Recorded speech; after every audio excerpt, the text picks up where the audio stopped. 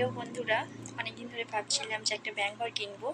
কিছু পয়সা আমি জমিয়েছি, তো ব্যাংক ঘরে রাখবো সেগুলো, সেটাই তোমাদের সাথে শেয়ার করব। তো দেখতে থাকো আমার ভিডিওটি। আমি আজকে এই ব্যাংক ঘরটি কিনে এনেছি, হাতির ডিজাইন আছে এটা।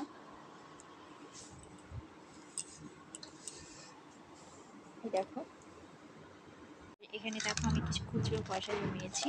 এখানে অনেকগুলো পয়সা আছে, আসলে ব্যাংক ঘর ছিল না, তার জন্য আমি কোটোতে রেখে দিতাম। ভাবলাম ব্যাংক ঘরেই টাকাগুলো রেখে দিই, তো সেই জন্য আজকে টাকাগুলো বার করেছি। একটু একটু করে অনেকগুলো খুচরো পয়সা জমিয়েছি।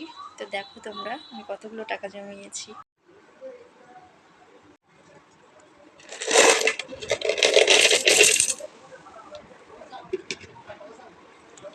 তো আমি এখন ব্যাংক ঘরে টাকাগুলো রেখে দেবো।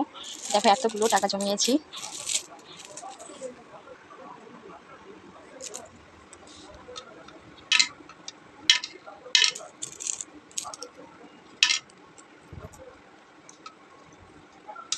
দেখো 5 টাকাটা আমার ঢুকছে না।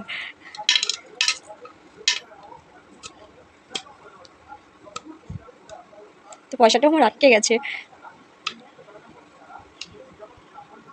দেখো পয়সাটা কিভাবে আটকে গেছে আর ভিতরে ঢুকছে না।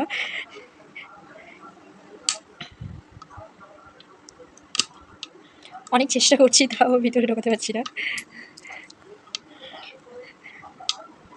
আসলে আমার যে ব্যাংক ঘরটা নিয়েছি আমি, এটা না এই বড় 5 টাকাগুলো রাখা যাচ্ছে না।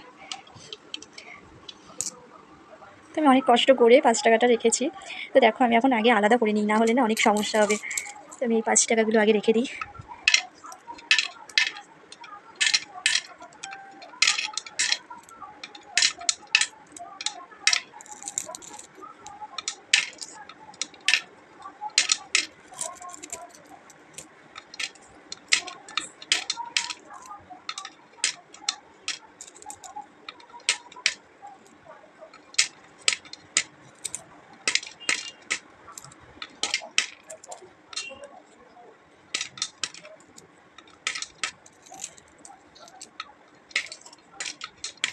এবার অনেকগুলো, প্রায় অনেকগুলো টাকায় রাখা হয়ে গেছে, আর কিছু আছে।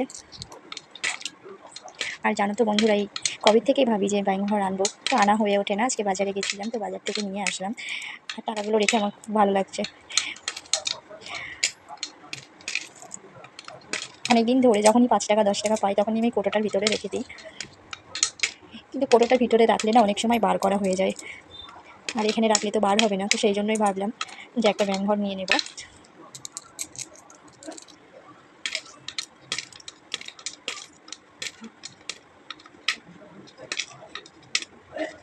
তো দেখো এখানে কিছু পয়সা আছে।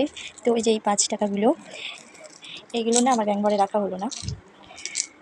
দেখো আবার এরকমই হয়েছে না, বেশ রাখা হয়ে যাচ্ছে। আমি ভেবেছিলাম রাখা হবে না।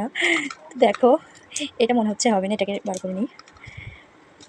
হে বাবা, কিছু হচ্ছে কিছু হচ্ছে না। এটা এটা হবে। হয়ে গেছে। এটাও তো তাই। বাবা, আমার ব্যাংক ঘরটা না ভেঙেই যায়। নতুন কিনে নিয়ে এসে নতুন দিনও ভেঙে যায়। তো আর হচ্ছে না, টাকা আর রাখবো না, যদি আর না হয়। তো ওই কটা আর হলো না, ওটা থেকে গেল।